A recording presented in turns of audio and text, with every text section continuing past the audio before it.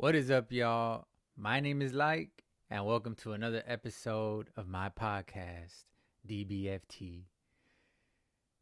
We are here to talk some Cowboys, and rightfully so. We did very good today. It's always, um, I guess, underrated to not much appreciated by outside of the Cowboys fandom.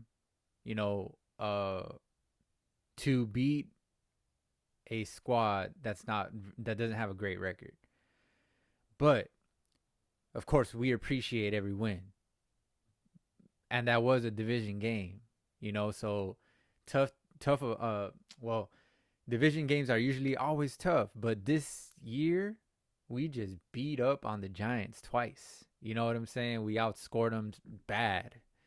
It wasn't even close. Both games. The first game, of course, everyone knows was 40-0. This one was 49-17, which it really should have been like 49-10 or 42-10, and which I called before the game that we would win 42-10, which was crazy when I saw that score. I'm just like, oh, if the game stays this way, you know. But it didn't happen that way.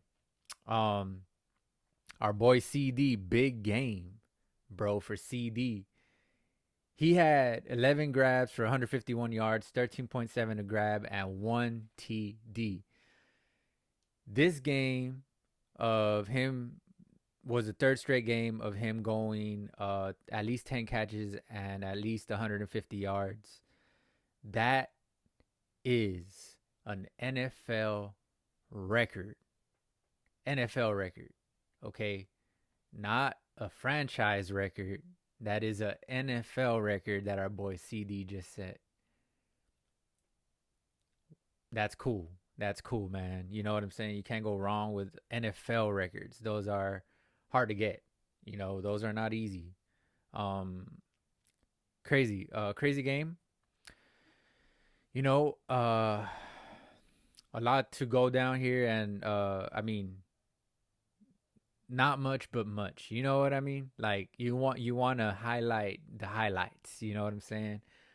But that being said, it was a one-sided game almost the whole way. I mean, the beginning of the game, I was just like, what's going to happen? Are we going to crumble um to a team that we clearly should beat? And I was just like, it could teeter either way from here. Honestly. You just never know, man. You know what we did against the 49ers. You know what I'm saying? Actually, that was an actual good team, though. But we have been known to just lay goose eggs every now and then. Look at against the Cardinals. You know what I'm saying? What we did against the Cardinals. So, um, yeah, I was like kind of just offset there. You know what I'm saying? But I'm glad that we just regained our focus. It seemed like we weren't really focused. Um, More so on offense. But then when it started clicking, there was no looking back, bro. That's what was good to see. Um, you know, it's crazy because after the game, when I said that we needed to improve this and this and this and that, my sort of telepathic um energy of Cowboy fandom probably hit the Cowboys somehow, and it hit CD Lamb, and CD Lamb marched to the defensive coach's office. He didn't go to Mike McCarthy. He went to the defensive coach's office. They said it in the game, and he said, "Hey man, I want to get the ball more, but how do I tell? How do I say it to our coach here, man? What is he? He's tripping, So um, you know, word got to Mike McCarthy, and they had a conversation, and CD was just like, I'm not being a diva, you know, I just want the ball more, bro. Like, that's all I want. Like, I can help this team if you just put the ball in my hands. And that we did. Ever since then, I mean, ever since then, you have an NFL record set. Since, Um, he has what was it? I think it was 640, 617 yards combined in the last 4 games. That is the most in franchise. That's a franchise record. Most in franchise history in a 4 game stretch. That's good. That's all good. The thing is that yeah, of course everyone's gonna beat us up for this not being a great squad, and all those 4 games maybe not being great squads. Okay, but that shows that we need to improve in that capacity. We need to start beating those great squads when we play against them, or good squads, whatever you want to call them. But you know what I mean, like the teams with a winning record. You want to start beating them, man. This is it's ridiculous the way we just lose to them and we just beat up on the people that have all right records. You know what I mean? Or losing records. You know, most of the time too. I want to get to a point where we're just winning, bro. And if we lose, it's by a little bit. We're not getting smoked by 43-7 or whatever, like the 49ers, man. Like, that's not cool. That doesn't leave a good taste in your mouth. You know what I'm saying? I forgot how much we lost to the 49ers but it wasn't good, right? It was and then the Eagles, you know, we could have won last week. That should have been our game. But, you know, I put that on Dak. I put last week on Dak Prescott, bro. Ain't no way. I put that I put that game on Dak Prescott, man. It just whenever there's a delay game late in the game or at any point in on the offense, it goes on the quarterback. You know what I'm saying? It goes on the quarterback. So that was totally on Dak last week. Even though Dak did do the things that he needed to do to get us to that point, you got to finish it off. That I actually forgot to mention it last week, but last week that reminded me of Tony Romo, his big game with against Peyton Manning. We all remember that game. It's on, you know, it's an NFL historic game, bro. You know what I'm saying? Romo had like 500 yards. Peyton Manning had like 480 something yards or something like that, 450 yards, whatever it was. But then Romo threw an INT in the end, and that was the game that sealed the game to Danny Trevathan. I remember that. Just man, I just remember that, and you know, so he did all that. He did all that. Romo did to go ahead and throw an interception at the end, and so if he would have just finished it off, great.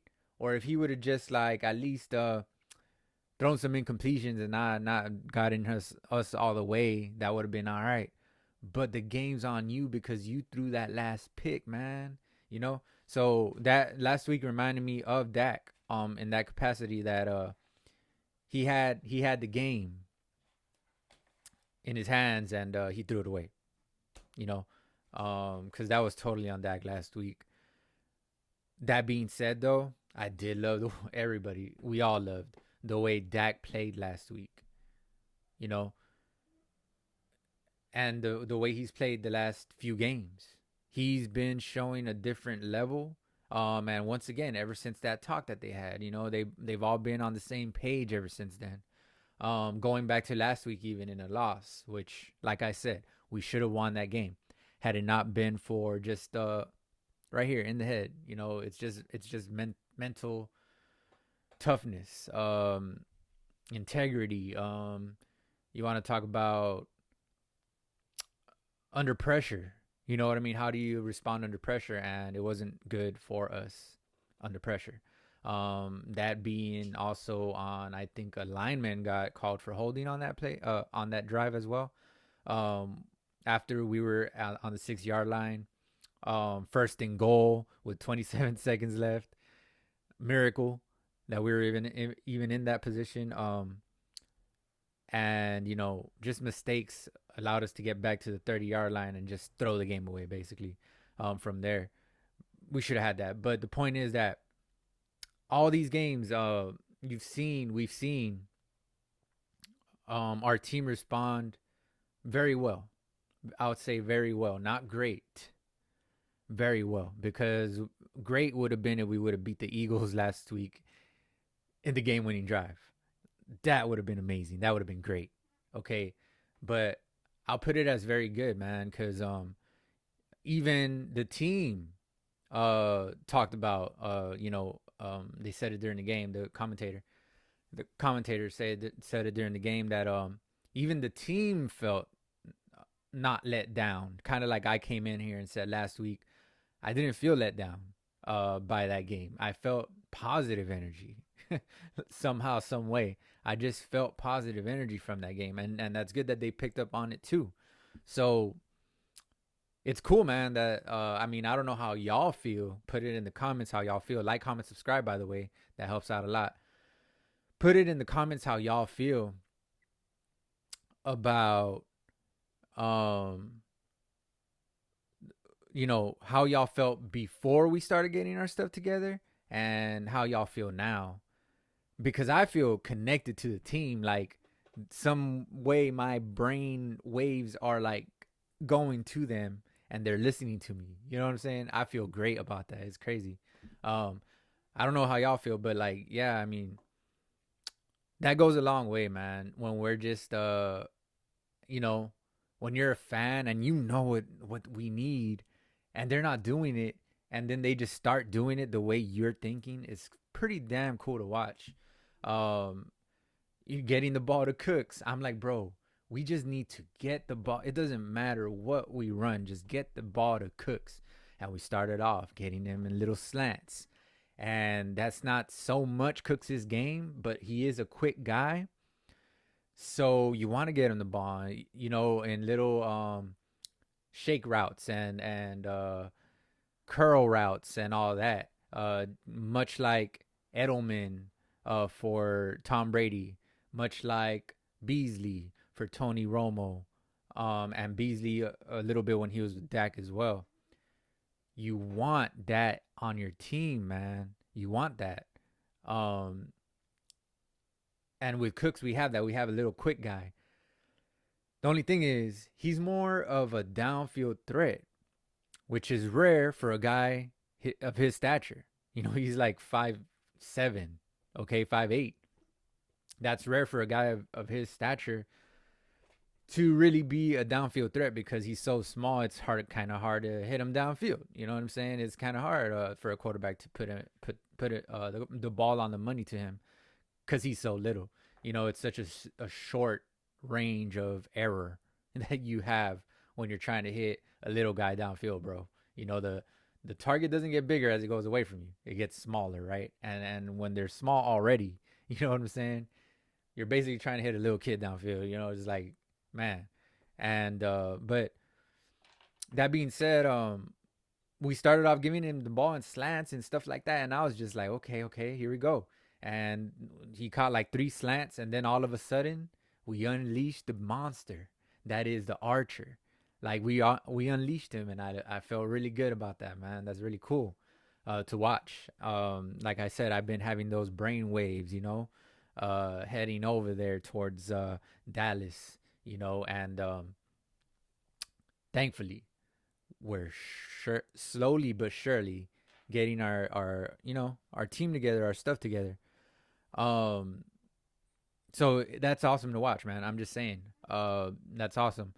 A couple things I want to mention before. This is a new thing I started, of course. I already mentioned it last week, that I'm gonna start mentioning like the little points that I want to make before the game, and then I start going into the key plays. Then I end up giving out the game balls during the win, and then I talk about the game stats. Okay, so I am gonna talk about the points that I want to talk about before the game. First of all, this is now officially the Texas Coast offense. This is the Texas Coast offense. Whatever we saw before this wasn't that. It was just bland pun intended, bland, just um West Coast offense, what we saw before. This is now the Texas Coast offense. Now we can name it ours because it has our feel to it. You know what I'm saying? It's it's highlighting our talents. Just like I said 3 weeks ago that we needed to start doing, and we did it. You know what I'm saying? So this is now officially the Texas Coast offense. This is what I'm gonna name the video for this week. And it is what it is, man. Like, we're there. So we need to build off of this. We need to whatever things we're showing, whatever plays we're showing on tape, right? We just need to switch it up. We need to switch it up. Put little wrinkles here and there. Add some new stuff here, sprinkle in some new stuff every now and then, and we'll be just fine, bro. This has the makings of a number one offense. Our defense has the makings of a number one defense. And what would make our team play better than the offense staying on the field longer than the defense? If you have an unstoppable offense and you have a defense like ours is just full of playmaking ability, bro. And not only getting to the quarterback wise, but ball in the air wise. So what the heck are you going to do against us? Run? And if you have if you're playing against the number one offense, running, and if we could stop the run, that's going to just set us off into another level, man. And we've been stopping the run the past few games. I didn't write down stats on that, but we have looked great against the run lately. Ever since, coincidentally or not, ever since losing LVE, and we've had a different Mike linebacker, we've looked better against the run. I don't know if LVE is losing a step or not. I already talked about that a couple weeks ago. But we look better against the run without LVE. Let's just say it how it is, okay? We need to find another position for LVE. I think that's evident, bro. That's me. I don't know. However you feel, leave it in the comments. But that's me. I don't think we should make LVE the Mike when he comes back anymore. It's just move him on to something else. Especially if he comes back and we put him at Mike, and then we start giving up runs again, like, giving up big run games, yardage, and all that. That's not gonna work. You know what I'm saying? We're looking good right now with, I think it's can't think of his name right now. Damn, I just went blank. Number 33. Doing the Mike linebacker right now, I believe. But excuse me.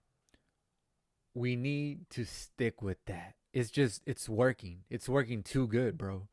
And even against the Eagles.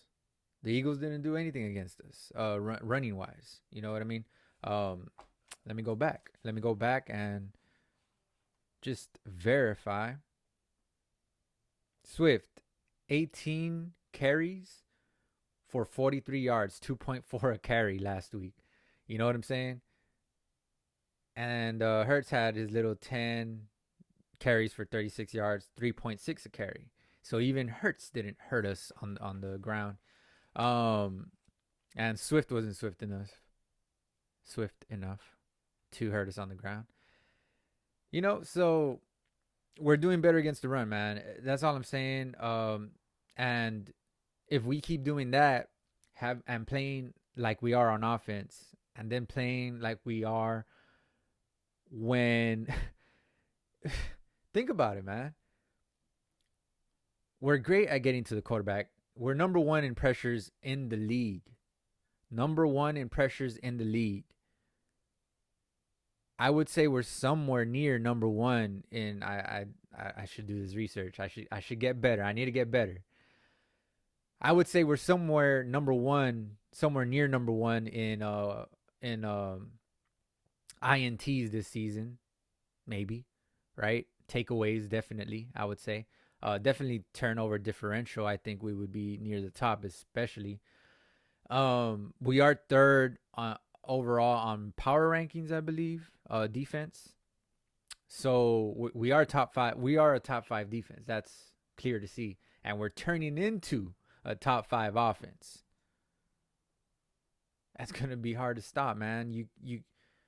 We have the number one pressures. We'll have like the number one takeaways. If you throw it, if you run it, if you throw it, if you get the ball off or not, if you attempt to throw, we are on that. The only thing you're safe to do against us would be run. But guess what? We will be number one in takeaways, so it's going to be hard to even run the ball because we'll punch it out. We'll get a fumble. You know what I'm saying? It's just setting up for success in the playoffs. That's what this is.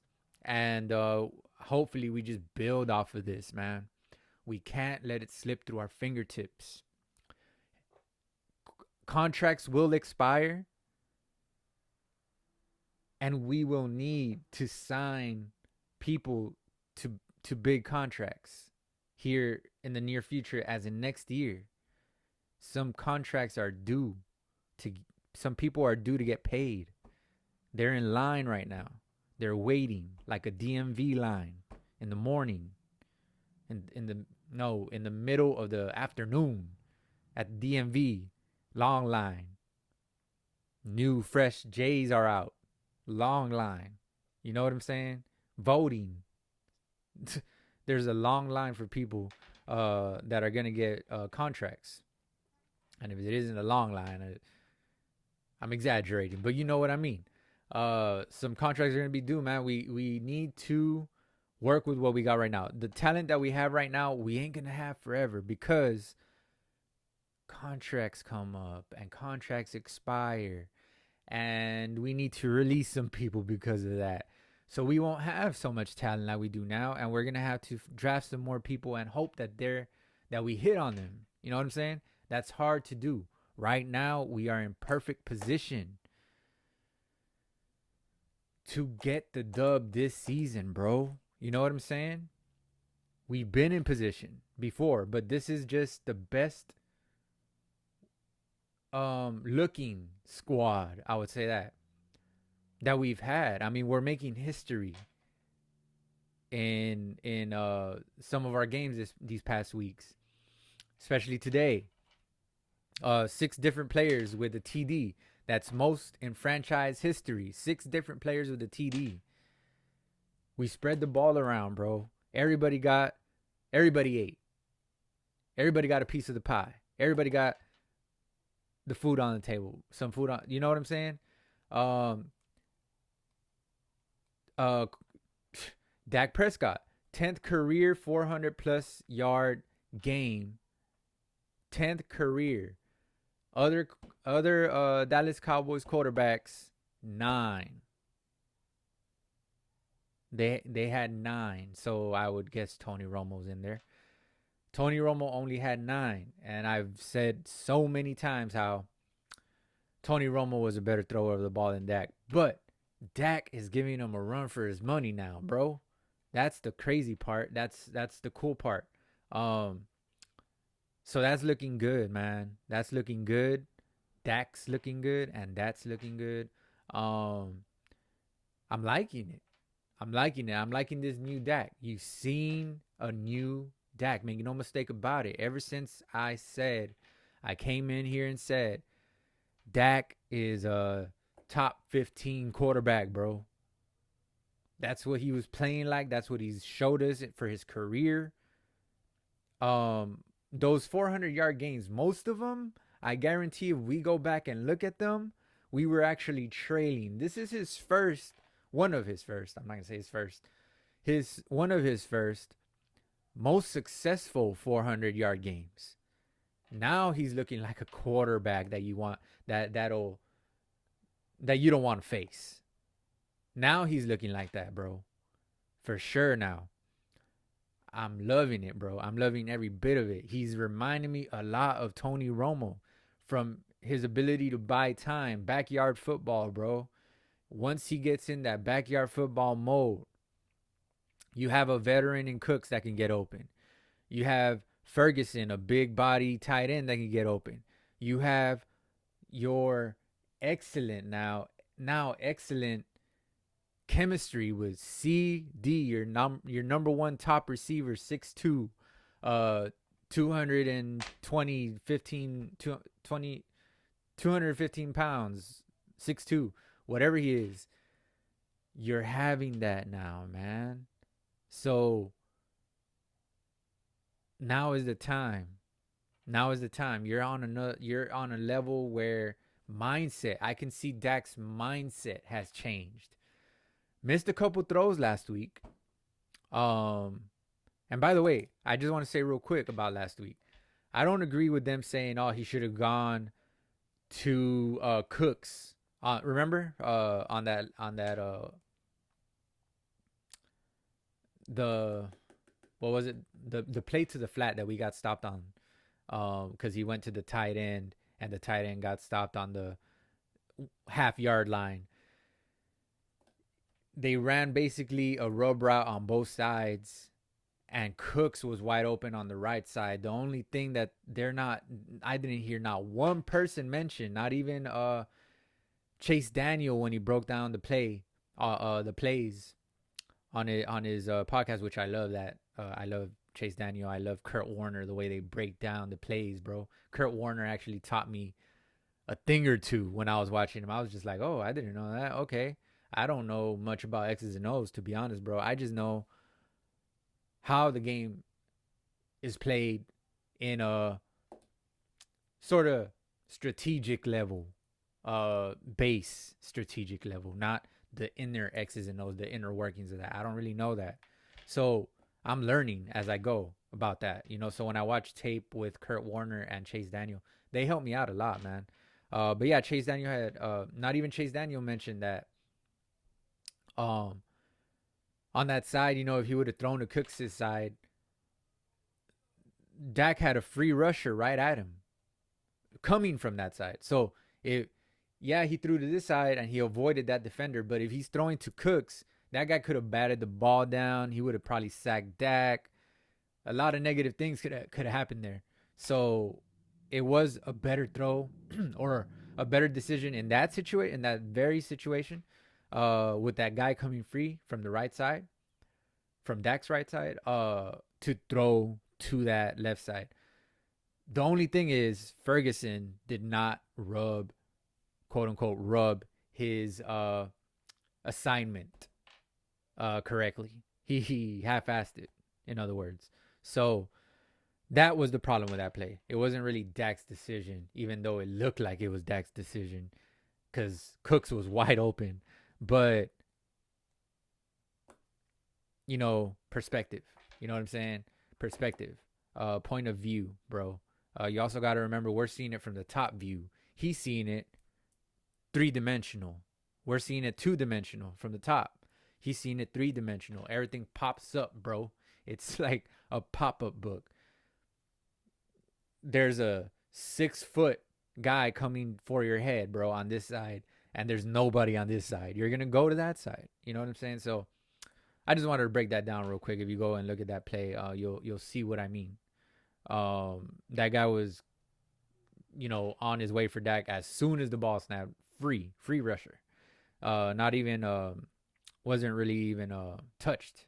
You know what I'm saying? So, yeah, I agree with Dak's decision. It's just Ferguson should have made a better effort, because that was just effort. That's all it was. It wasn't that he didn't know what he should do. It was just effort, bro.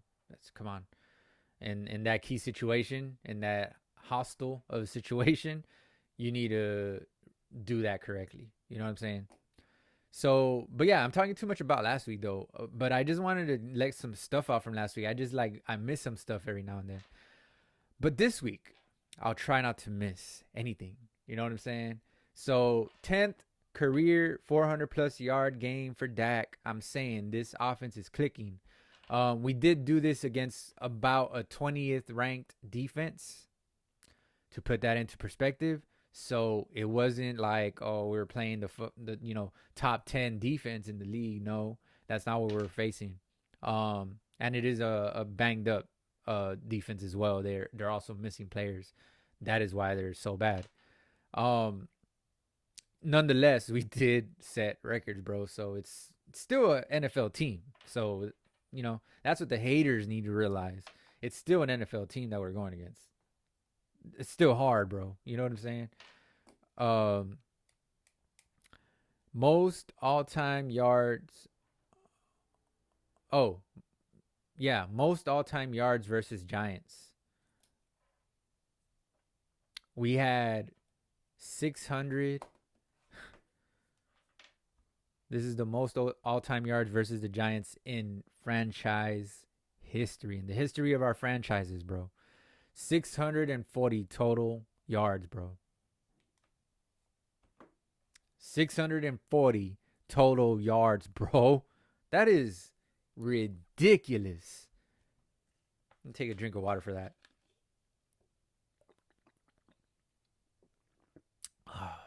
That is ridiculous. Okay. 640 total yards, bro. If we could figure out a way to do that against the great teams, the ones with winning records, we're going undefeated the rest of the season. It's just Mike McCarthy needs to realize, bro, we are not in 1990 when he won a Super Bowl. It wasn't in 1990. I'm just exaggerating. But you know what I mean, bro.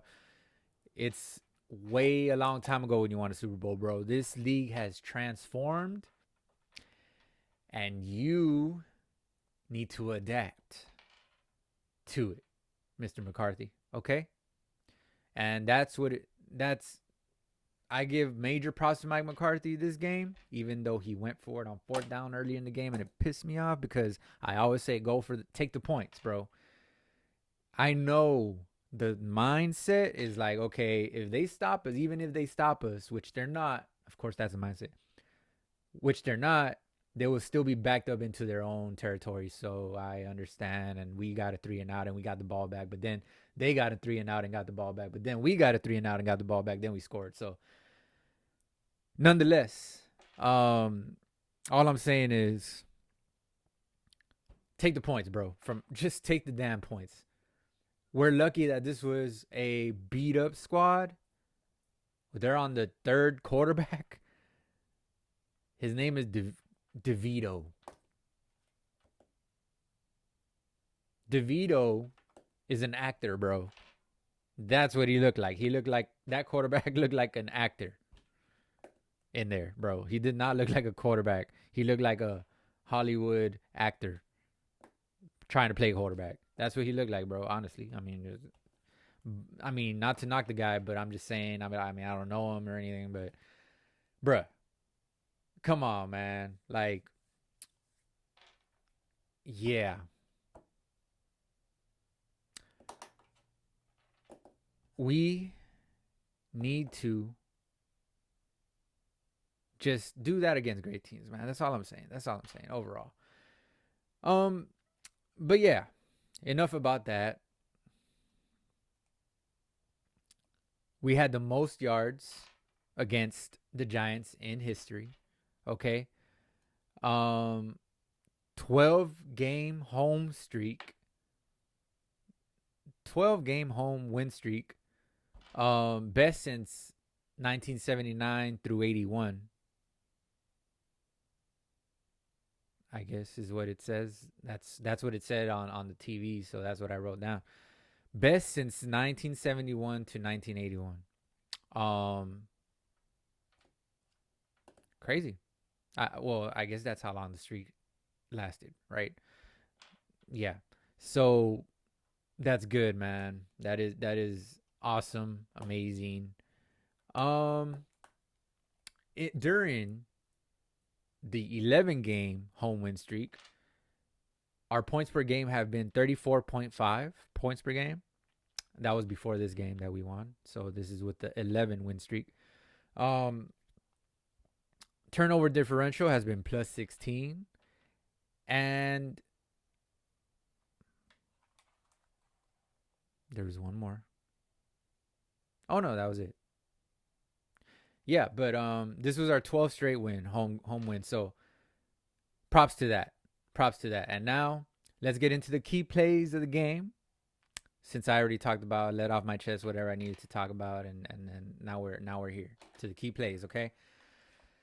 Um, let's go right off the bat with the CD ridiculous. You know that's gonna be on the highlight reels for years to come. And the way the announcer called it was one of my favorite things about this catch. I love when announcers react like that. When the commentators, they're color commentators, right? So I love when they color the picture, and not just leave it bland, pun intended. CD one-handed snag, bro. 30 yards on that play. Awesome catch. That was with 13 minutes in the first quarter. You can't say enough about when the momentum is on your side, when your team starts getting you the ball, like your CD, right? You're saying, I want the ball. I need the ball, bro. Just give me the ball and I'll help this squad out, right? And then you start getting it. And you start doing things like this. Now you're proving you're proving that you're right. You're proving them wrong. Or you know what I mean? Like, awesome job by CD, man. That was a great one-handed snag, and I appreciate that. I appreciate that. We all appreciate that, right? Leave it in the comments. CD one-handed snag. Leave it in the comments. 12 minutes in the game, in the first quarter. My bad. Crazy good run by Dowdle. That's what I wrote down. In on the first possession, I'm liking this Dowdle 1-2 punch because I keep saying every other week that this needs to be a three-headed monster for the running backs. But we need an enforcer. Right now we activated Lil Deuce Vaughn for this game. And by the way, last week I called Jalen Ramsey Patrick Ramsey. I just wanted to correct myself on that real quick. That's besides the point, but I just remembered that right now, and it just bothered me when I rewatched myself back, and I'm just like, I called him Patrick Ramsey. What the hell was I thinking? Yeah, Jalen Ramsey, obviously, but yeah, I've been saying that we need 3 running backs, bro. We just do. We just need to rotate them, stay fresh, but we need a punisher. Dowdle is borderline. He is a punisher, but he's not so big. He's like 6 foot, 220. We need a 230 guy, bro. We need a 6'2", 230. We need a kind of like a Derrick Henry. I'll mention like a Eddie Lacy. Derrick Henry-ish. I mean, Derrick Henry is a star. But like a Eddie Lacy, Brandon Jacobs, who else can I remember from Brandon Jacobs? Who was before Brandon Jacobs? There's Ron Dane, right? With Tiki Barber back in the day. We need that, bro. We just need it. That would make us legit, almost borderline unstoppable if we get that, bro. That's what we need. We're missing that in our offense. We just need that guy that's going to just, you don't want him in the game because you don't want to tackle that guy. That's what we need. You don't mind tackling Pollard. You don't mind tackling Dowdle, bro. Even though Dowdle punishes you a little bit, he's not such a big, huge guy. He's, like I said, 6 foot, 220, which is considered the stats for a power back, right? But he has power, but it's not like that, bro. It's not. It's just not. He does have power, though. I like it. I like the way he's running. He's running hard. He runs hard. And when he hits you, you feel it. But he's just not that power guy enforcer that I'm talking about, bro. We need a big guy. We need a 240, 230. Okay? That's what we need. And a guy that looks it. Because even if Dowdle is that, he don't look it. I don't think he's no 240. I'm just saying he might be right around 225, 230, maybe. But I feel like we need that, man. But you're seeing what a duo could do, a duo running back crew could do in our squad. I feel like this is what we need, bro. We need this. We need a 1-2 punch. And I've been borderline trying to name the Dowdle the starter in my head. Not because he's the better running back. He's not the better running back. He doesn't have a lot of skills that Pollard does to be a better running back. The reason why I'll put Dowdle as a starter is kind of like Pop. You feel what I'm saying? Texas. We're in Texas. I'm talking about the San Antonio Spurs. Pop, when he had Ginobili. You know what I'm saying? He would bring him out the bench. Ginobili was probably the best guy in your squad besides Tim Duncan. But you bring him off the bench because he brings something off the bench that you just can't have otherwise.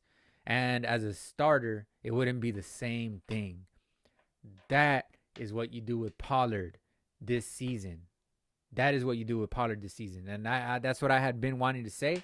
I just didn't want to sound crazy. But you saw what they did. They sneaked it in there. I didn't see, but maybe Pollard he needed a change of shoes or something, and they took him out in the first. But I doubt it. I know that this was planned. I feel it.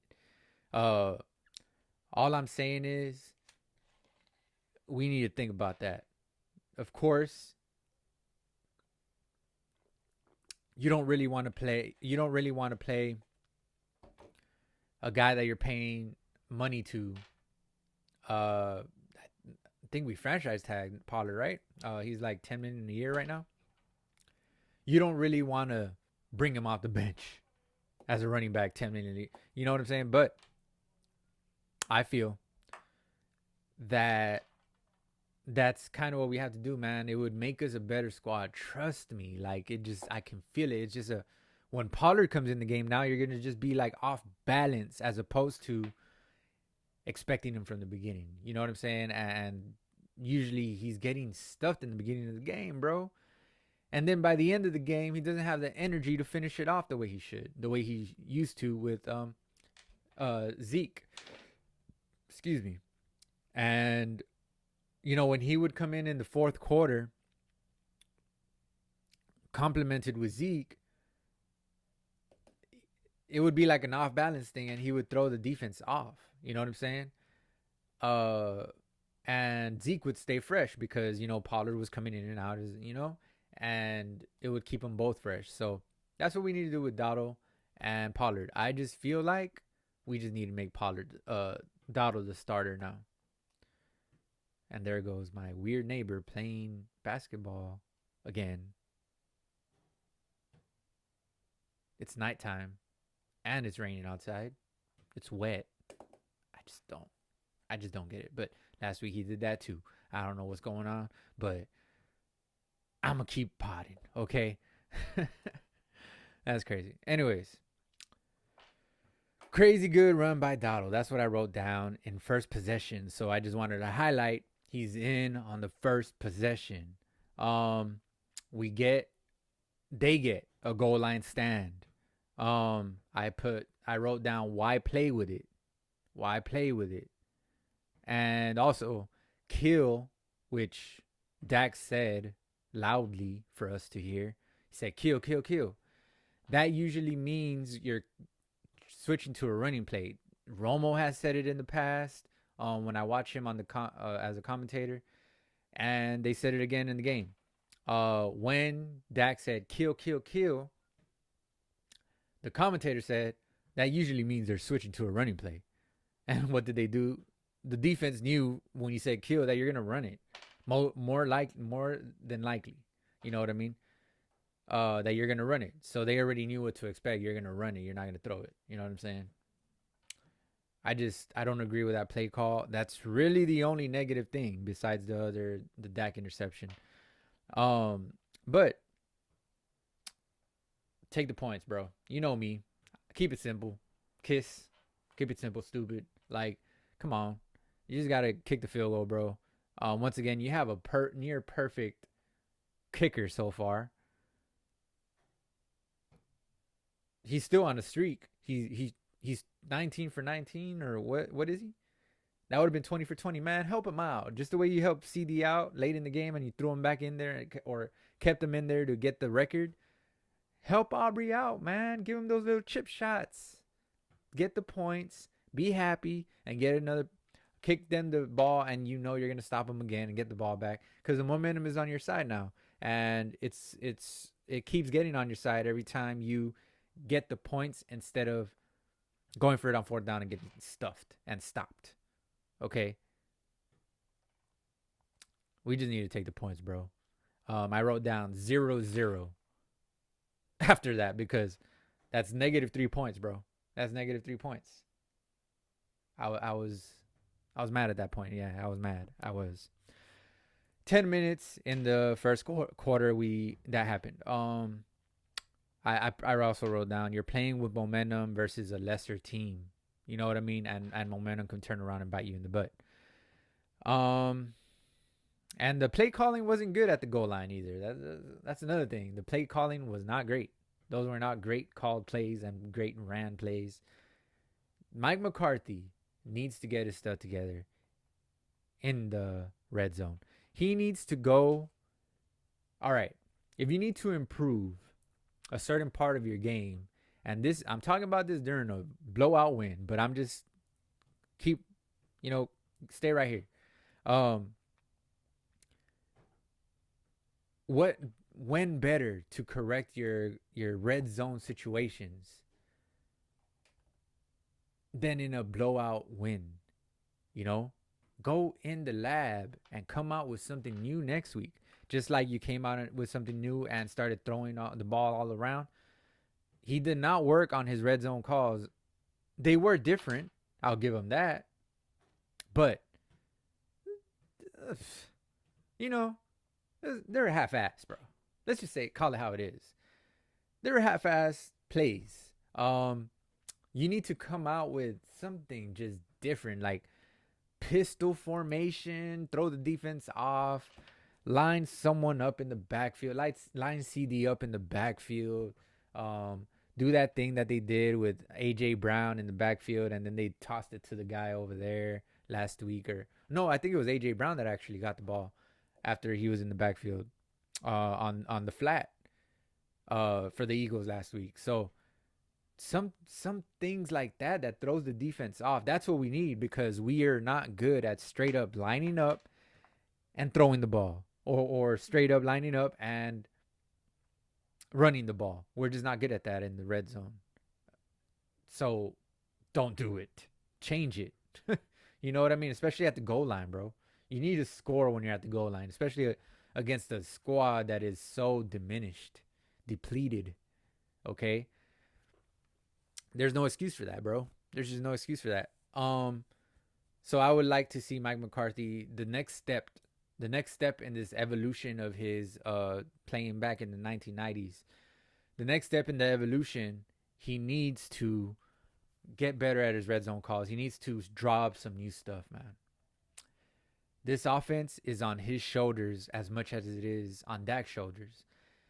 And whatever he does either lessens the load on Dak's shoulders or makes it worse and hurts Dak's back because he's trying to carry the squad too much, trying to work off of these poorly called plays in the red zone. You know what I mean? But we did have a red zone touchdown. I don't know how many we had in the red zone.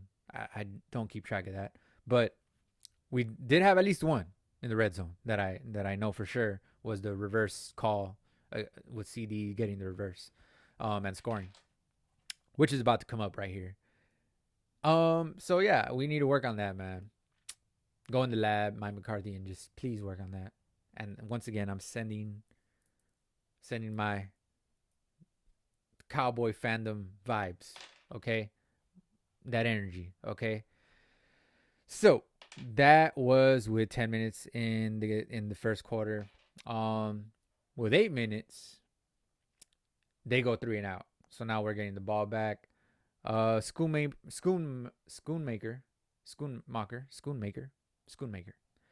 drops easy pass on second down, made it third down, and then we don't convert the third down.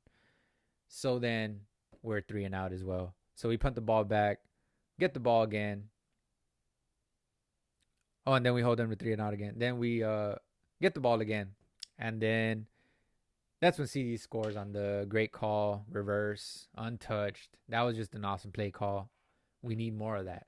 Once again, line someone up where they're not supposed to be type stuff in the red zone. That's what we need.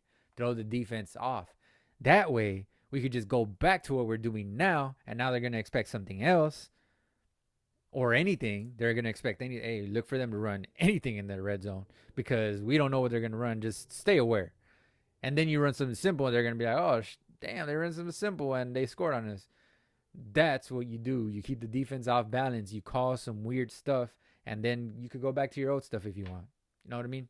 Just keep them off balance. That's all that needs to happen there. But yeah, awesome reverse play. That's an awesome call. CD was untouched on that play, bro. That's how good it was. So 7-0.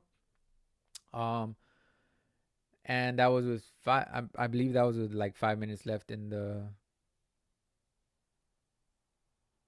first quarter, I believe, just around, or 1 minute left. I don't know. I didn't write that down, but we get the ball back somehow, and then Dak throws INT, sets them up with great field position. So that wasn't good. Not a great throw by Dak, but yeah, I mean he was good throughout the game. I mean he bounced back just fine, and it's like he got mad or something because man did he torch them after that throughout the game. So that was Dak's INT was the last play of the first quarter. We go into the second quarter 7-0. We're up. Second quarter, 15 minutes, first play of the second quarter. Thomas almost gets an INT right after the Dak turnover, right after the Dak interception that we gave him great field position. Thomas, Wanye Thomas, man. I said that guy could be a star along with Deron Bland. I said that Wanye Thomas could be a star.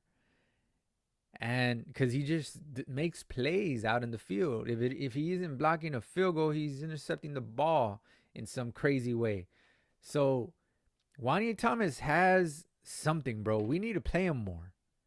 In nickel situations, whatever it may be. Try him out in the slot, maybe. I don't know. Try him out for Lewis in the slot sometimes. I don't know, bro. But we need to play Wanye somehow, some way out there. Throw him out there just on some plays. Maybe goal line. I don't know. But I would say goal line would be his strength. He's physical. And he's a playmaker. You know what I'm saying? So or early on the possession, when they're deep in their back in their own territory. And you want to make plays there. You know what I'm saying? So I don't know. I would play Wanye more, bro. He always seems to make a play. He always seems to come up big. He never seems to fold under pressure. He's just he's a player, bro. He's a baller. But yeah, Wanye almost gets that INT. And I've talked about him before, man. I told you. So that was the first play of the second quarter. Then we go off to, they're on 4th and goal, and they get stuffed. They just give it to Saquon and say, here, score from the 4-yard line or whatever they're at. That didn't work for them. They just got stuffed, and D-Law was part of that stuff. That was awesome. And I wrote down take points. Take the points, bro. Come on. It would have been 7-3. That changes the whole complexity of the game. And we wouldn't go off and score a touchdown to Ferguson, which we did. Play action on the goal line. Good call. And we scored. No play action. Simple. Keep it simple. We did that. Fullback to the flat. Ferguson to the back of the the back pylon, and he was wide open, and that was a great throw, and we just scored so easy on that. So, good play call in the red zone. So that was another red zone TD, and let's just see. Yeah, there was an interesting stat. I forgot to mention this maybe at the beginning, but I mean, I'll just mention it now. There was a stat that came up during the game. Us home versus us away. So points per game at home. We're at giving up. So the defense basically. We're giving up 11 points per game at home, 23 on the road. We're giving up yards per game at home, 249 yards per game. On the road, we're giving up 311.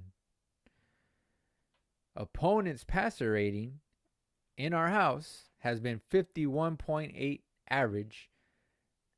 At away would be 100.9 average. So each of those home stats, they're each top 3 in the NFL.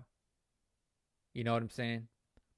So we have great, excellent home field advantage.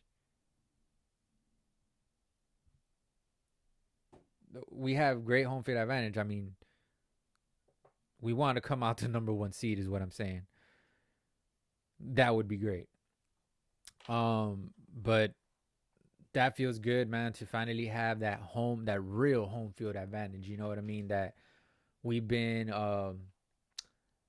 wanting for a long time. You know what I'm saying? So it's good to see that we feel at home when we're at home.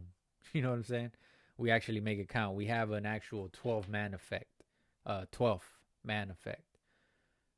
Good to know. You know what I'm saying? So we're doing good. We need to keep it up. But we need to transfer that to the road as well. We need to be a great road team as well. So TD to Ferguson play action. 8 minutes in the second quarter. 14-0. We are up 14-0. With 6 minutes, Gallimore got a sack. Sir Neville Gallimore got a sack. Turnover on downs. Was that on 4th down? I'm not sure. But got a sack. Oh, no. They punted the ball away. I remember. It was turnover on downs, as in they punted the ball away. Then we got the ball back with 3 minutes in the second quarter. We end up scoring. It is 21-0. Dak serves up a nice dish. And they get to cooking to the Archer, bro. Awesome to watch, bro. Awesome to watch. That was nice. That was nice. We see that Cooks keeps body catching. But I've never been against body catching. It's just when there's a guy on you, that's when let's just say the ball ain't coming over your shoulder type stuff. Over your shoulder is cool. You could body catch. You could, hold it into your body. But, there's one where Dak, and that might be why Cooks bounces around a lot now that I'm seeing him play.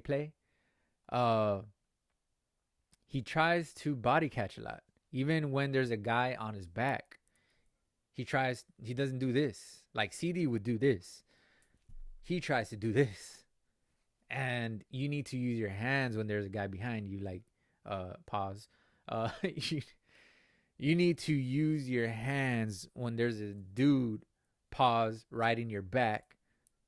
You need to stretch out and get that, snag it. But he seems to body catch a lot. And you saw a couple games ago, I even said it in the podcast here. I said Dak, after the play that he threw Cooks a ball, said hands.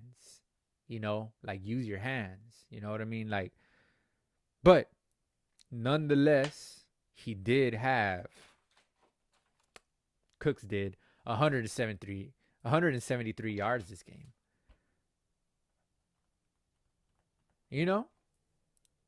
So he said, I don't need hands. I got a body. And he's body catching out there. But hey, it works. I've never been against it. Just catch the ball. It doesn't matter just how you do it. You can catch it with your feet if you want. I don't care. Just catch the ball. And that's not against the rules, by the way. So, I mean, I'm correct in that. I'm just saying. So, Dak serves up dish to Cooks, and they get to cooking, bro. That was nice. Then that was with 3 minutes in.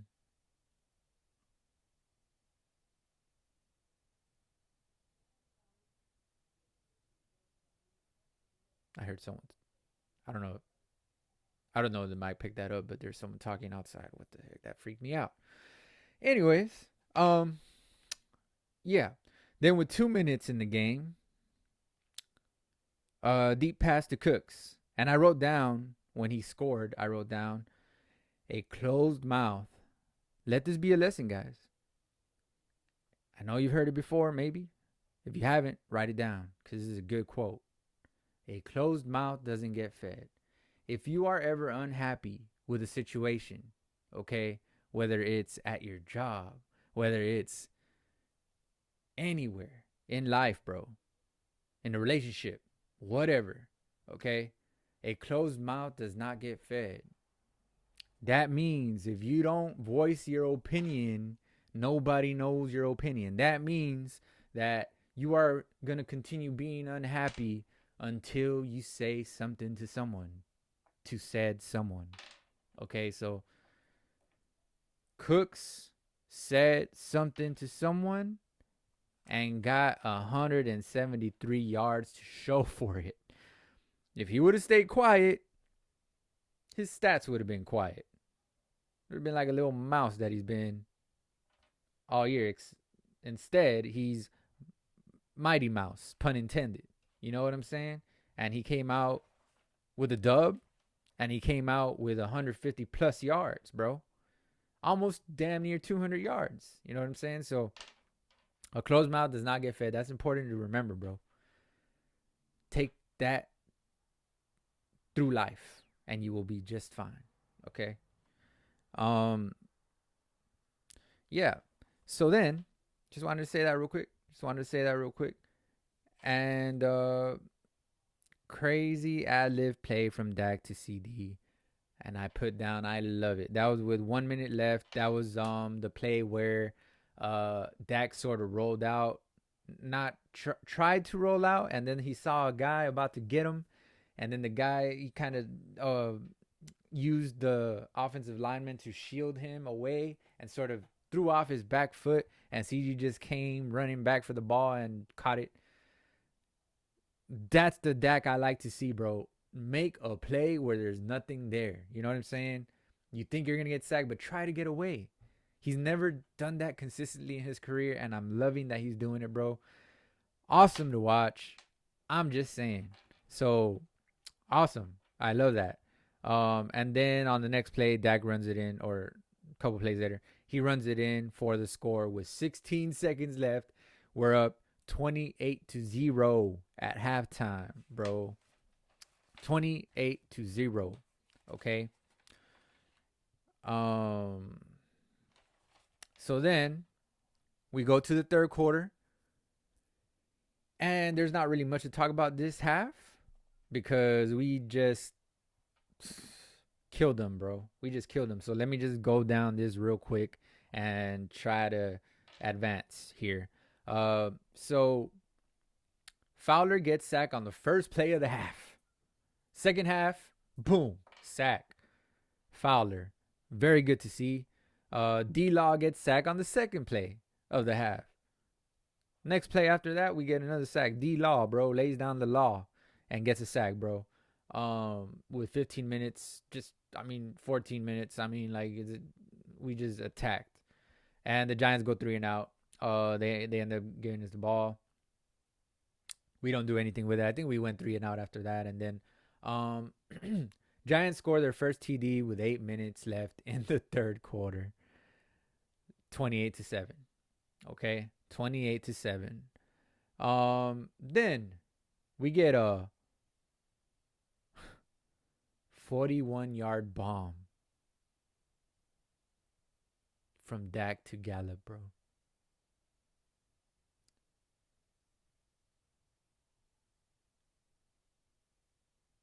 Man, that was beautiful. Took me back. And it's great to see Dak back with Gallup. You know what I'm saying? They had a good thing going until Gallup wanted to go mess around on the side. I'm just saying. I'm just kidding. He messed around and got injured, bro. So, they had a good thing going until that happened. Remember all those clutch catches that Gallup made with Dak late in games? This was fire, bro. That was nice to watch. And it was a 1v1. Once again, I'll go back to what I said 3 weeks ago. Take advantage of 1v1s. Get Cooks more involved. Get CD more involved. Force feed the ball to CD.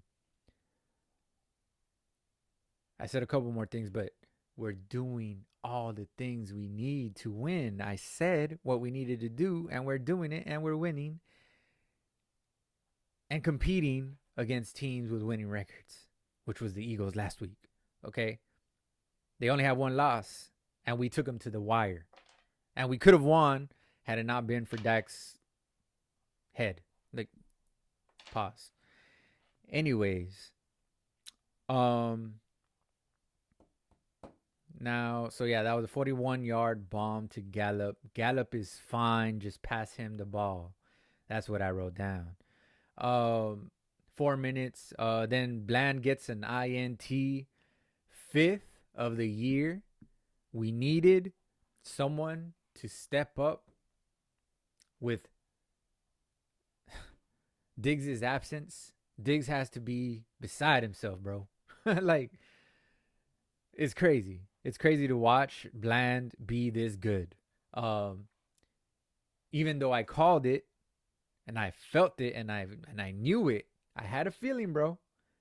Last year he had 5. He already tied his what he had all year last year, 5 INTs. He led the team in INTs last year, and now this year he has 5. And we're halfway through the season. We have a few games left. He can break that little record that he set himself. So, awesome to watch, bro. I'm just saying. I love it.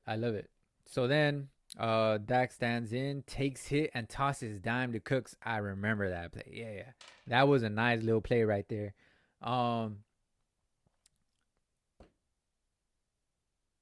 Lamb. What did I wrote Lamb and CD over 100. I meant to say Lamb or CD and Cooks over 100 yards at that point after that pass. So that was amazing to watch, bro. Awesome. You made everyone on the team happy, and that's how you get the most out of your guys. I am a manager. I know this. When you make everybody happy, bro, you get the most out of your guys. When you ask them to do something, now they're not rolling their eyes, and because you need to make your team happy, bro. You know what I'm saying? You need to make your team happy to play better. For them to show more effort when you need them, when you call on them, you know what I mean? You need to get them involved, bro. You know what I'm saying? So that's good to watch. Awesome, man. Lamb and Cooks over 150 yards. It's not only 100, 150 yards more than for both of them. Lamb had 151, Cooks had 173. So Cooks even had more yards than your number one receiver, even though your number one receiver had 2 more catches than him.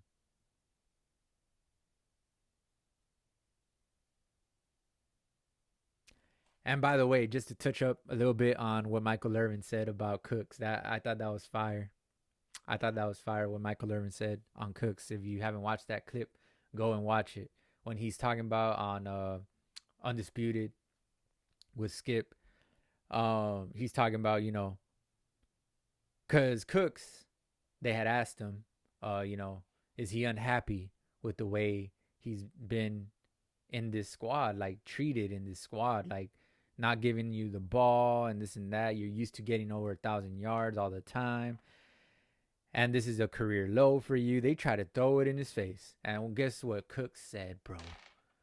Guess what Cook said? He was just like, I mean, if I was upset, it just caused problems on this team, and I don't want to cause problems. So I'm not upset. I just want us to start winning games. And is it like he's stuck to the professional thing. Of course, I'm ad-libbing here, but he said what he said.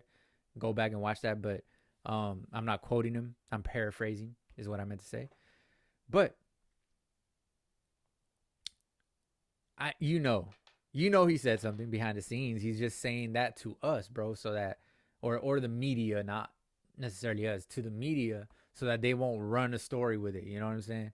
If he would have been like, oh, I need 10 catches a game, and then they would have came at him, attacked him, and all that. He didn't need that. So, great to watch, bro. Great to watch. Like, the fact that he actually came through, and he was called upon, and he came through, and after being unhappy, he was unhappy. He just didn't say it. Come on. But Michael Irvin did have a excellent point, and I agree with him, and that was cool to watch him just have. I love the way Michael Irvin has passion for us, bro. That's cool to watch. Cool to watch, bro. That's cool to watch. And also, I wanted to mention about Cooks. I totally forgot until right now that I don't know if it was at the beginning of the season. I think it was like last season that I was like, man, we need a receiver like Cooks. And I wasn't even talking about his playmaking ability, but I was talking about more his passion. Like, we need something like that. Like, you always saw Cooks take the arrow out and launch it. The archer, bro.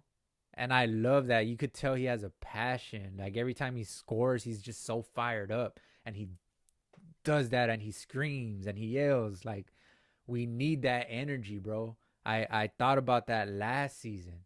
And it's crazy that we actually got Cooks. You know what I'm saying? I just felt like we needed a player like that. That like Dez, when he used to throw up the X, and everybody in the stadium used to get fired up. But Cooks just always seems so. I mean, and you saw it on that clip that I told you that what he said to the media. He just seems so professional, but still passionate. That's what I like to see, bro. So I felt that we needed some player like Cooks, and sure enough, we went and got actual Cooks, and that's crazy. Crazy. I thought about this, and it's crazy that it happened, bro. It's just cool. It's like if I'm manifesting stuff for our team, you know what I'm saying? If you digs that, like, comment, subscribe. If you F with me, like, comment, subscribe. I'm saying. All right. Whew. I just heard a bang outside. Another bang. What the hell is going on? Okay. Now someone's driving away. Okay, I'm just picking up sound effects from the outside. I don't know if y'all can hear them, but yeah, man, good to watch. Cooks getting love from the play caller, most of all, but also, Dak. And Dak is just throwing dimes out there, bro. And he does this a lot where he stands in the pocket, holds strong, even though he knows he's about to get smacked by a 300 plus pound person coming at him full speed, which is like 10 miles an hour for them, but nonetheless, it's still fast. I mean, it's like a truck hitting you, bro. Like at 10 miles an hour. Like, that's going to hurt. So, stood in there, bro, and he looked shooken up afterwards. He got up, stayed down for a little bit, and then got up limping. Oh, but Dak is tough as nails, man. That's all I'm going to say about Dak. Okay? But he stood in there and just tossed a dime, a straight dime, bro. That ball was not a bit off. It was right in the breadbasket, bro. I love that shit. Minus the last word. Anyways, that was the 3 minutes in the third quarter. All right. And then we got a TD to CD. Great timing play. Corner pylon of the end zone. Front corner, I believe that play was. But nonetheless, pylon corner of the end zone. Great timing on that play. Dak released it before CD really got to the, so he, what do you call it? He, what's that word I'm looking for, man? He threw it before CD really made the break, is what I'm trying to say. You know what I'm saying? So, great timing. Great to watch that. Dak is just coming into his own, bro. He's on another level, man, this year. Another level. He's just making plays on his own more so than anything. And also throwing passes that he wouldn't usually throw the other seasons. I'm just seeing growth from Dak, a lot of growth, and I'm loving it. And I don't know if y'all see it, but if you do, leave it in the comments. I see Dak's growth. Okay? So, TD to CD, great timing. All right. And then Armstrong, the last play of the third quarter, gets a sack. Awesome. So then the fourth quarter starts and Rush comes in to the game. Throws a pick, but also throws a nice ball to Gallup. He threw the two passes to Lamb that got him over the yardage that he needed and the catches that he needed. But he threw a nice ball to Gallup as well. I believe it was Gallup. Yeah, I think it was Gallup. But yeah, Rush did pretty good, but did throw a pick. But he had good yardage and for the time that he played, and everybody was chanting "Coop." We missed him. We missed him out on the field. Not gonna lie. Last year he went 4-1 for us. So yeah, we missed him, man. So good to see Rush, come in the game for a little bit. So then, yeah, the CD streak of 3 games with 150 plus yards. I'll also mention the game that came before that, which was 117 yards with 7 catches. That wasn't bad either. That was against the Chargers. Against the Rams, he had 12 catches for 158 yards, 2 touchdowns. Against the Eagles, he had 11 catches for 191 yards. Against the Giants today, he had 11 catches, 151 yards, and a touchdown, and also a rushing touchdown, which he said he didn't want to run the ball anymore from the backfield because he doesn't want anything to do with the defensive linemen. But we did run him to the outside, so that I think that helped the play call situation, where he was like, okay, I can do that. Whereas opposed to if you would have seen between the tackles, he would have been like, nah, man, I'm good. But good to see that. That longest streak in NFL history for CD Lamb. Give it up for CD. Write it down in the comments. Give it up for CD if you stayed this long. Okay. Yeah.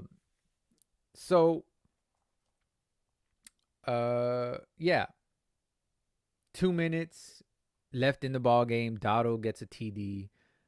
Sixth Cowboy in the game with a touchdown. You know, awesome. Six. That's most in franchise history. Franchise record. We set some records today. That's good. And it's always good to do it against a division opponent, of course. And we set, the most yards against the Giants in our franchise's history. So good, awesome, beat them up. And then the Giants get a touchdown with 6 seconds left. That was bad coverage by Nashawn Wright. You got to do better than that, bro. You didn't even touch him. Like, you gotta press him. You gotta jam him at the line. You didn't even touch him. You thought he was gonna run a slant, and then he just went to the corner and he was wide open. You need better coverage than that. I mean, we could have held them 49. That would have been like,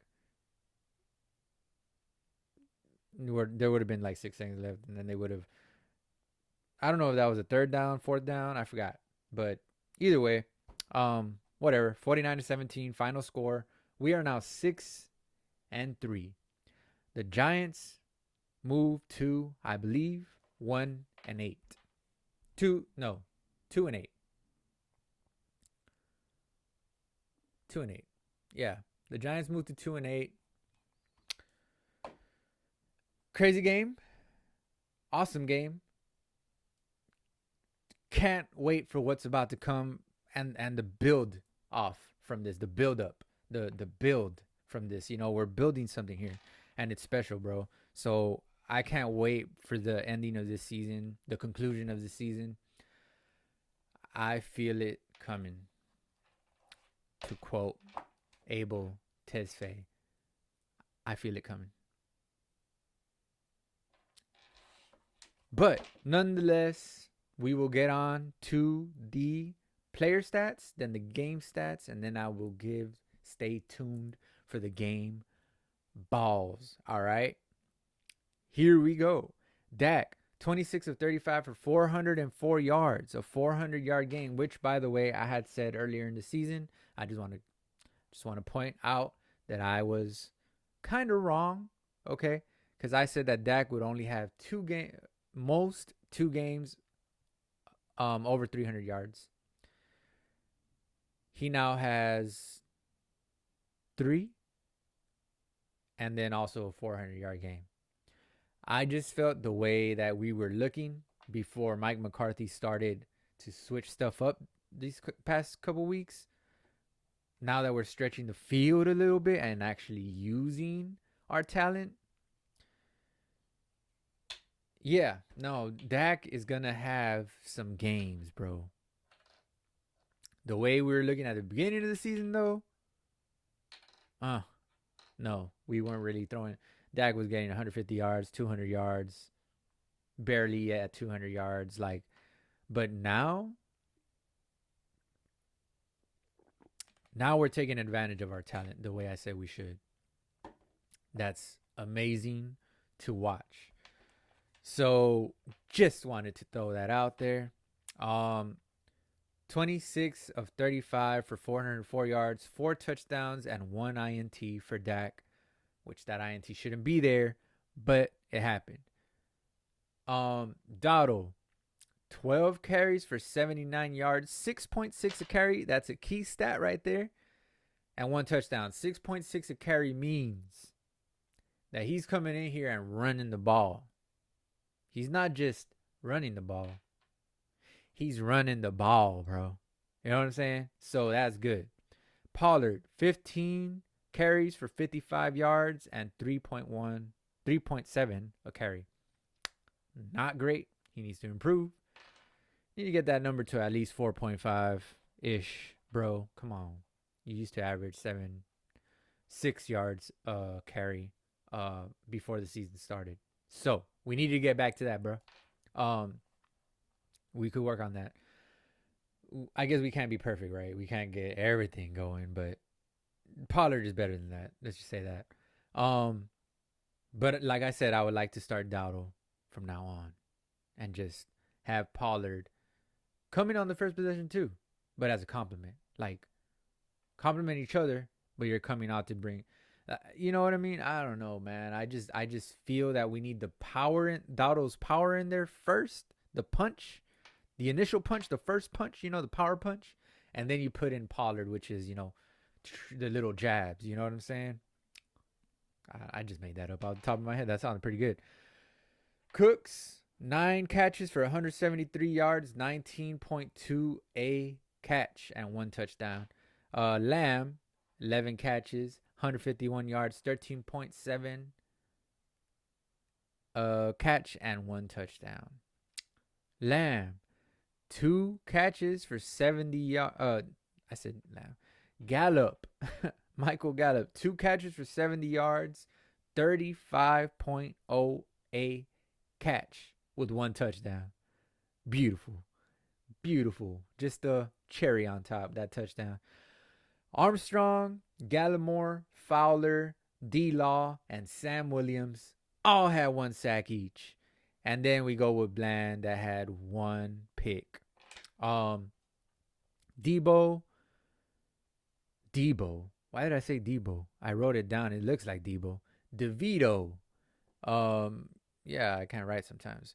14 of 27 for 86 yards, 2 touchdowns, and 1 INT.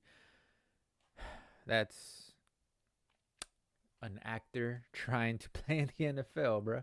That's what it seemed like to me.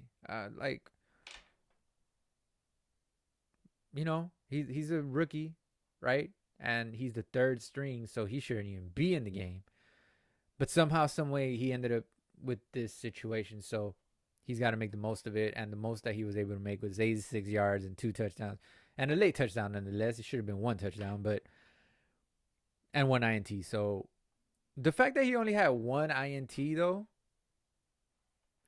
it bodes well for him. You know what I'm saying? It bodes well for the Giants going forward.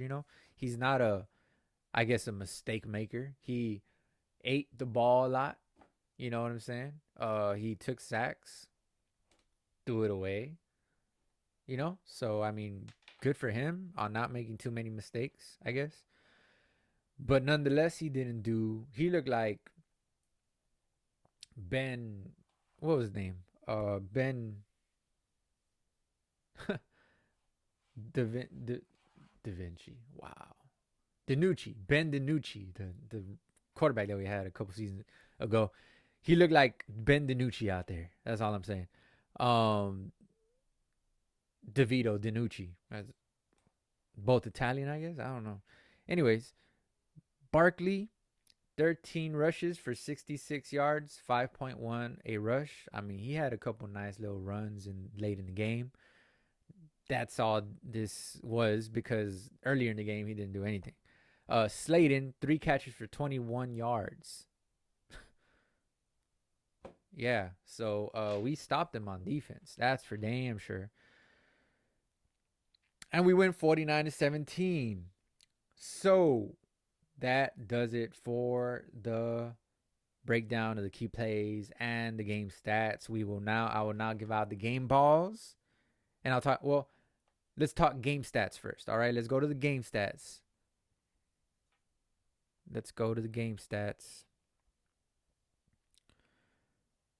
Whoa, okay, here we are. All right, team stats. Right? We go with total yards for the Giants was 172. For us, it was 640. I am not making this up. 640 yards total for our offense. Passing yards, they had 61. I'm not making this up. 472 yards passing for us. Rushing yards, they had 111. 111. Spirit numbers right there. Rushing yards, we had 168. That is what we need to be at every game. Even though we don't have a 100-yard rusher, we need to be over 150 yards rushing a game, bro. That would be amazing. Yards per play. Giants, 3.1. Us, 8.3. Crazy yards per play for us. First downs, they had 16. We had 32. That wow. Is that a record? Like, wow. That is crazy. That's crazy. 32 first downs. Third down efficiency. They were 0 for 12 on third down. Wow, I did not notice that. 0% on third down, bro. If you are 0% on third down, either you're a very, very, very good team because you never got to third down, or you're 0 of 12 and you're a 2-8 team. Wow. 0 for 12. Talk about a great defense. Woo. Man, we smoked their boots on third downs. 6 for 12 for us on third down efficiency. 50%. That is where we want to be. 50% is number 1 in the league average. So if we're at 50% in a game, we're getting there to the number 1 in the league. I forgot who owns that.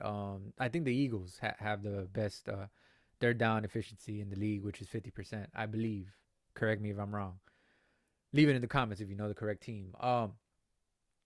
Fourth down efficiency. They were 2 for 3 on fourth down. We were 1 for 2.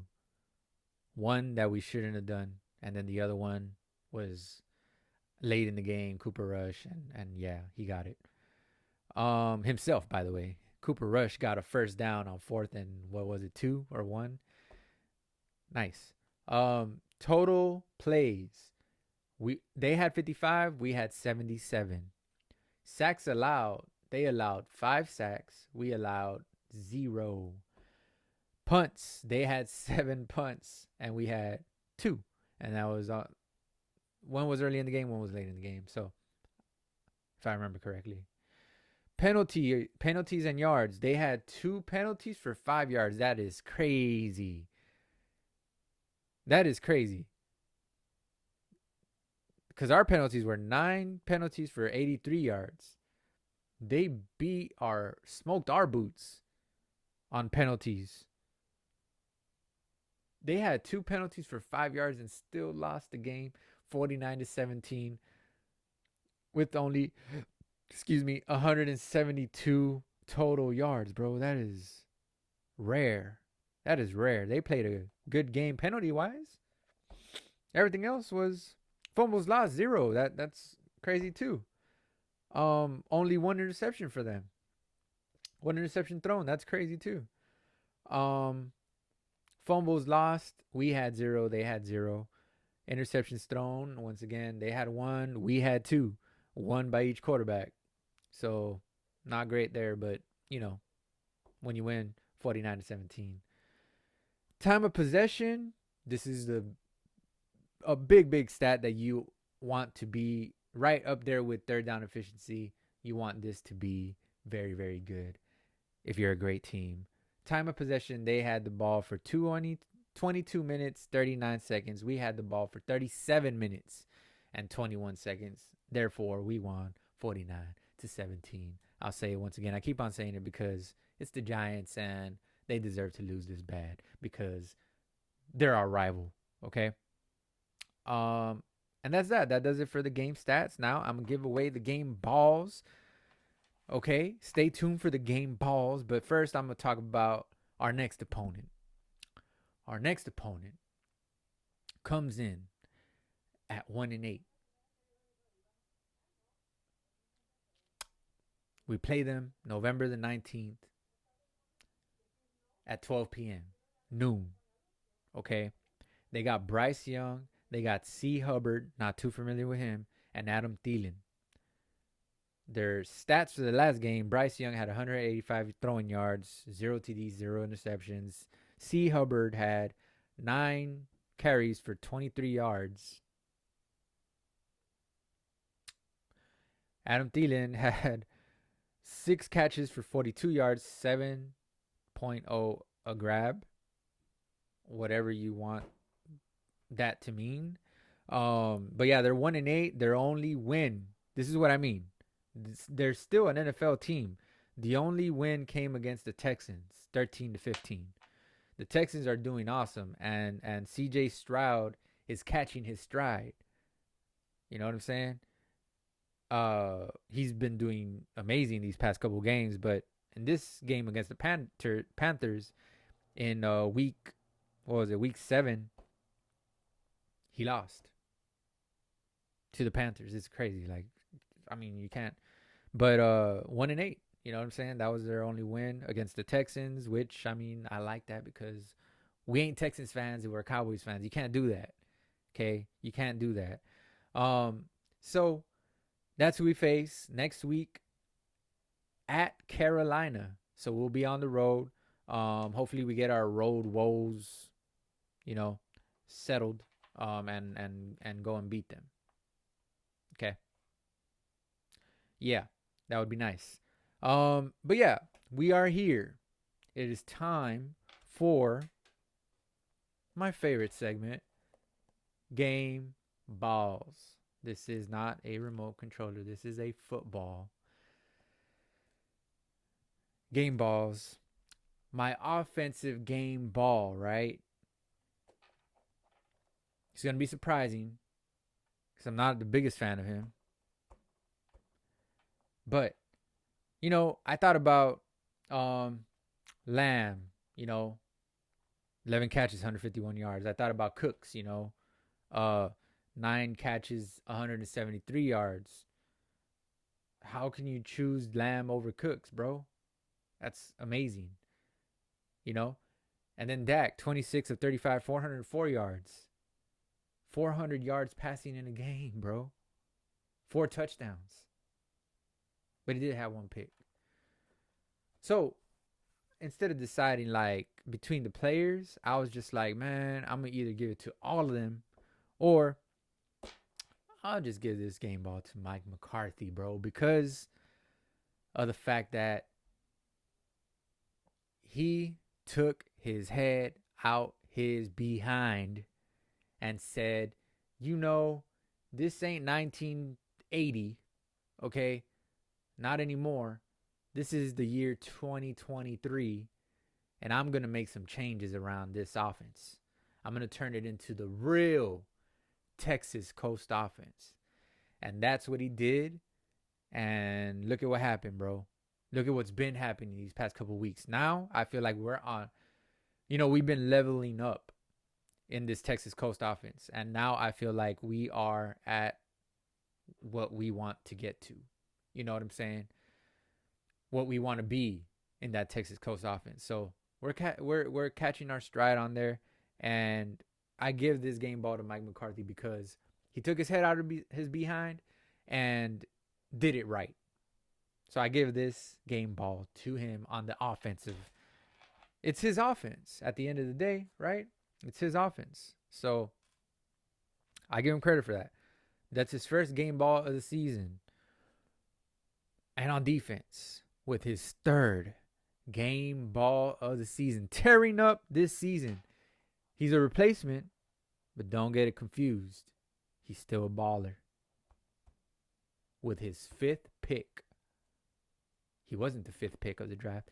With his 5th pick of the season, I give DaRon Bland this game ball.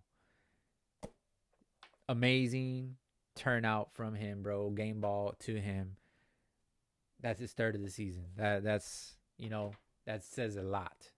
You're working with Parsons, you're working with Gilmore and D Law, you know what I'm saying? And the awesome safeties that we have along with Hooker, ball hawk, which he hasn't been ball hawking this season that much, but nonetheless, Bland, you get the game ball on defense. That does it for my podcast. I'm going to roll out now and see you next week.